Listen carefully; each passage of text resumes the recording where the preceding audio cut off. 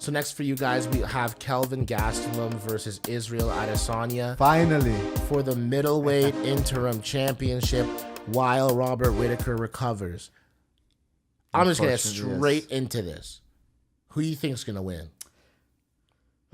It's a very hard fight to predict. I will say... I can't full-heartedly say it, but I would say Israel.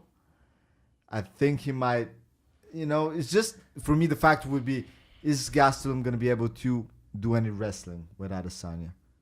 Is Adesanya good enough to prevent those takedowns? That's going to be the determining factor. If he is, he's got all the other advantages in terms of reach, tracking, ability, and everything else.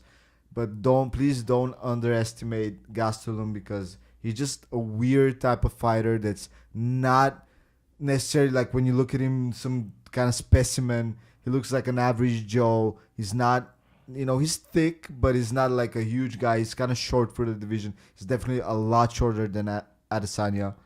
And I think that in every aspect, he is worse than Adesanya, other than his grappling and his maybe tenacity. Israel Adesanya is going to absolutely destroy Kelvin Gastelum. Okay. That's my opinion. 5'9" versus 6'4", 80-inch reach versus 71, 44 leg reach versus 39. Valid points. It's 87% knockout rate. This guy's coming from a kickboxing background. The fight starts standing on the feet. Kelvin Gastelum's going to have to close a distance with those T-Rex arms. Yeah. Something's going to happen. Kelvin Gastelum, let's get this straight. He is game, guys. And ladies. He is game. He is ready to scrap. And with that said, all due respect, Israel Adesanya is going to destroy this guy. He's going to make an example of this guy, because he just fought a guy he respects, of the utmost respect, with Anderson Silva. And as much as I don't want to say this, I feel like he held back a little bit. I think like so. It was a lot of respect. I feel like he didn't want to destroy his idol. Even though he kind of was like, I don't care that he's Anderson Silva, but he's still my idol, but I don't care. I'll come and if there's openings and you could just head kick and send him into a next dimension, and you're really not trying to do that, because remember, in the first place, he didn't even want to fight Anderson.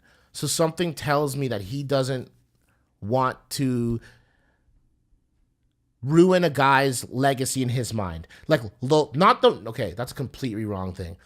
He doesn't want to mire his ability to be seen as a viable UFC fighter still, in the sense that Anderson's going to fight in his native Curitiba, Brazil. Correct. Which possibly could be his last fight. We don't know. Which is why you don't want to send him out, be like heading into that fight off of a vicious knockout.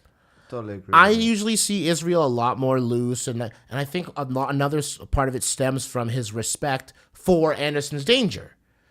Gastelum started talking about, I would have finished Anderson, and that wasn't a great performance. Yeah, okay. You go in there. Exactly. And you stand. Don't go for one takedown. Just stand with him. Yeah. No, you wouldn't do that, would you? Of course not. Okay, so don't act like you're none the wiser. You know what's going on here, Kelvin. And you're about to find out what's going on here with Israel Adesanya. Honestly, this guy is going to be the second Nigerian in about a month's time to become champion. We was 1 month ago, first African champion. We're about to get number 2 right here. It goes to tell you something about those Nigerians over there, man. It's a country with a lot of potential, a lot of people that are just specimen, bro. Like, it is what it is, man. Just some people are born with better genetics. Fuck, like, I'm just gonna say it. I don't care like how people perceive that, if that's like trying to like stereotype stacking people or stuff like but, that. Hey, man, yeah. It is what it is, and a lot of those people haven't had the chance to dip their toes in anything like MMA before or professional sports, and now perhaps with the new UFC institutes opening up here and there, performance institutes. Maybe we'll get to see a lot of like a Mother Africa and Asia wave. They're both going to be they're going to be coming up. They're going to be coming up big. The UFC's making one in China. Okay. They are Dana White sat down with Megan O'Leary.